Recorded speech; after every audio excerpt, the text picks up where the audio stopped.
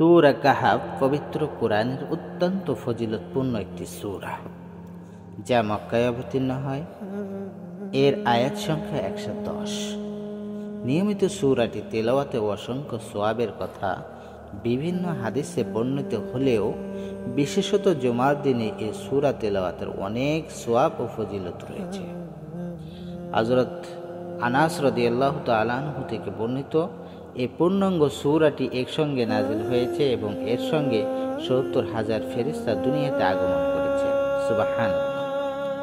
হযরত আবু সাঈদ খুদরী রাদিয়াল্লাহু তাআলা আনহু রাসূলুল্লাহ সাল্লাল্লাহু আলাইহি সাল্লাম থেকে বর্ণনা করেন, যে ব্যক্তি জুমার দিন সূরা কাহাফ তেলাওয়াত করবে তার জন্য এক জুমা থেকে অপর জুমা পর্যন্ত নূর হবে।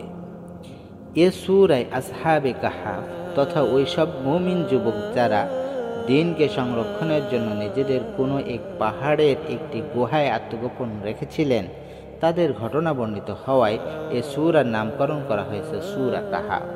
হযরত আবু সাঈদ খুদরী রাদিয়াল্লাহু তাআলা আনহু থেকে বর্ণিত, রাসূলুল্লাহ সাল্লাল্লাহু আলাইহি সাল্লাম বলেন, যেভাবে নাজিল করা হয়েছে সেভাবে যে ব্যক্তি সূরা কাহাফ পড়বে তার জন্য সেটা নিজের স্থান থেকে মক্কা পর্যন্ত আলো হবে, এবং যে শেষ 10 আয়াত পড়বে সে দাজ্জালের গণ্ডের বাইরে থাকবে এবং দাজ্জাল তার উপর কোনরূপ প্রভাব বিস্তার করতে পারবে না।